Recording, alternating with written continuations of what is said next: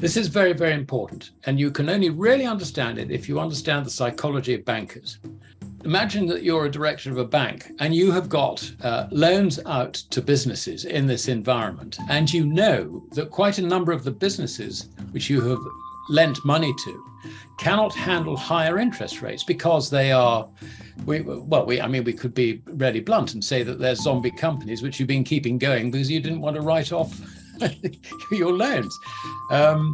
They could be merely businesses which in better times thrive, but when they get a drop in sales, then immediately they start running into overdrafts. So when it comes to that sort of liquidity money, do you really want to provide liquidity into an economy which you can see is beginning to turn down because interest rates are going up? The answer is no. The other thing is that quite a lot of your activities, and particularly since the 1980s, have been increasing in the financial sphere. So you've got a lot of exposure to financial assets. Rising interest rates, what does it do to their values? So that's another area which you're probably going to try and cut back on. So this is a time to be very nervous. And if you were caught, let us say, with COVID, and of course, COVID completely unexpected. What happened? Everybody, their sales stopped, their cost continued, their borrowing increased. So, you suddenly find that you are over-leveraged in a market which suddenly is beginning to decline. Now that, for a banker, is a frightening position to be in. So what do you do as a director of the bank? You want to cut back as much as you can. And the thing that was interesting, and I can't remember whether this came up the last time we spoke, but Jamie Dimon, he said that 2 weeks ago, I likened the economy to being in a storm. I've upgraded that now. As far as I'm concerned, we are in a hurricane. Now that is the most senior commercial banker in the world, giving you a heads up that he is going to start contracting his balance sheet. Do not ignore that. And nor will all the cohort of bankers around the world. They will know exactly what he said. And if they hadn't already arrived at the same conclusion themselves, they have been told by Jamie Dimon that this situation is getting worse. Therefore, contract your balance sheets. It is inevitable. And this is the cycle of bank credit. We've had this ever since records really began. It was particularly violent in the first half of the 19th century. It smoothed out a bit after the 1844 Bank Charter Act, which was a major piece of legislation.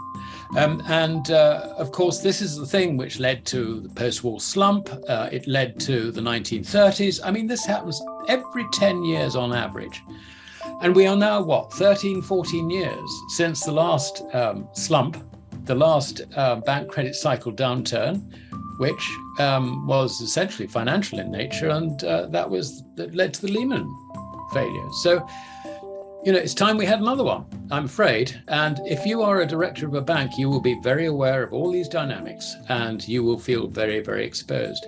And furthermore, where you have counterparty risk to the Eurozone and the Japanese financial markets, you will know that your counterparties in those markets are even more highly leveraged than you are. It's an average of the G-SIBs average in the Eurozone is around about 20 times.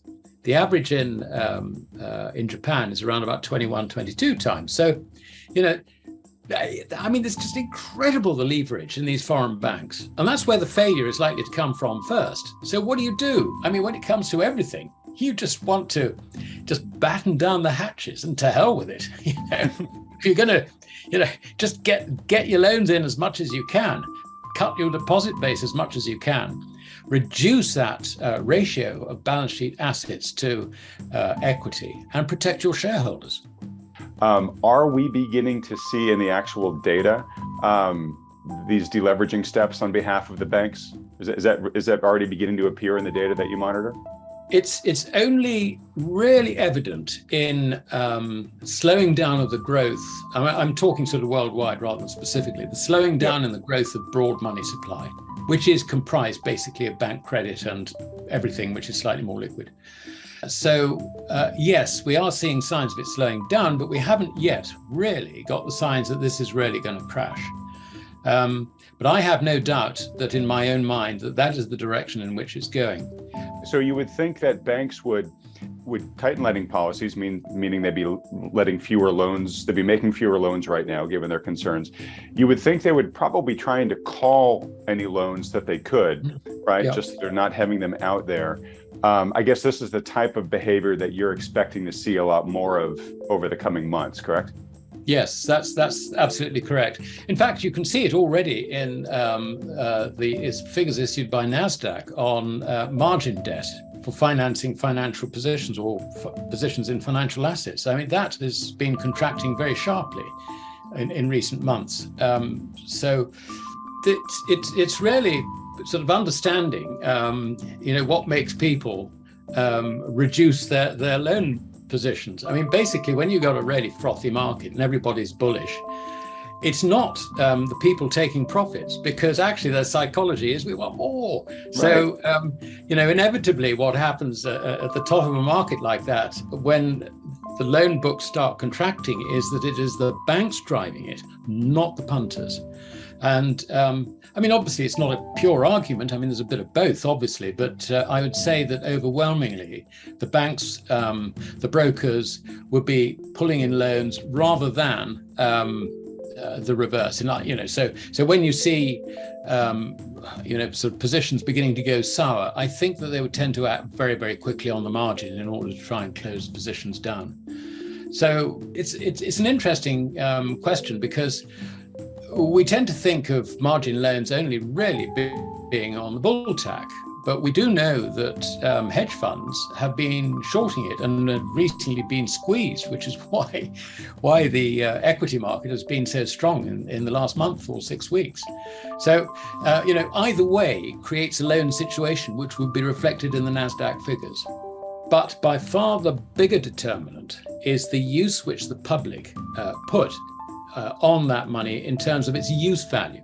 So to give you an example, if they decide to dump the currency completely in return for goods and services, then it becomes completely worthless, despite the changes in the quantity of money which may or may not happen.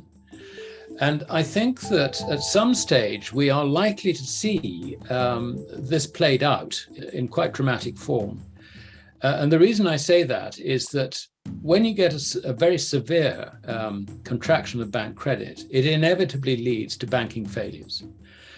It is the job of a central bank to try and ensure that these banking failures do not happen and they do not impact on members of the public. So what you're going to see is the currencies being debauched in order to protect the financial system, if I can put it that way. And I've said this so many times until I'm blue in the face. The prime example of this was John Law in 1720 France, when he printed credit in order to buy support shares in his Mississippi venture. And it got to the stage where it no longer began to work. The shares sank despite that. But what happened was that he destroyed the currency in the process. And we have a similar situation today, where the central banks will try and keep the whole of the financial system going, which basically is not just keeping the banks open for business, but also stopping financial assets from sliding in value. And now that's going to require enough money printing to either destroy the currencies through quantity alone, or more likely, destroy the credibility of the fiat currencies that they issue in order to try and support markets.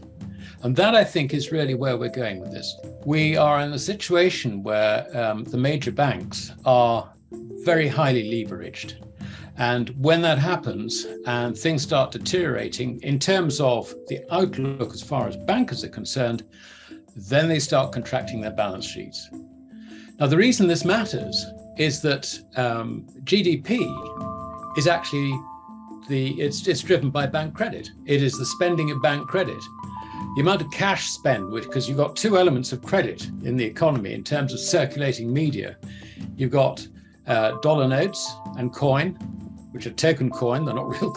They're not real coins. And you've got bank credit. And if you take out the overseas portion, and funnily enough, I was looking at the numbers this morning, you can pretty much halve the level of cash notes on the Fed's balance sheet as liabilities to arrive at a cash figure for the domestic US economy. Now, that being the case, then 5% of it is cash, 95% of it is bank credit. So what happens when you get a contraction of bank credit? GDP contracts. Now, bank credit feeds not just GDP, but it also feeds the financial sector, the exchange of financial assets, the ability to hold on to financial assets. So it does two very, very important things. But if we concentrate on the on GDP for the moment, a contraction in bank credit to take them back to more normal times, I think means that it should, in theory, mean that GDP contracts by something like $4, $5, maybe $6 trillion. Now, that's a massive hit. That's a massive hit. And that is without anything happening from abroad, because we've got systemic risks from abroad as well. So I think it's terribly important to understand what this GDP number is. It is not a reflection of economic performance, economic prospects, economic progress, whatever the Keynesians and the macroeconomists believe. It's not that. It is actually just the sum total of transactions funded through bank credit. And if you get a contraction of bank credit, you're going to get a contraction of nominal GDP, which, if it doesn't match, because it won't match because it is also contracting the financial sector.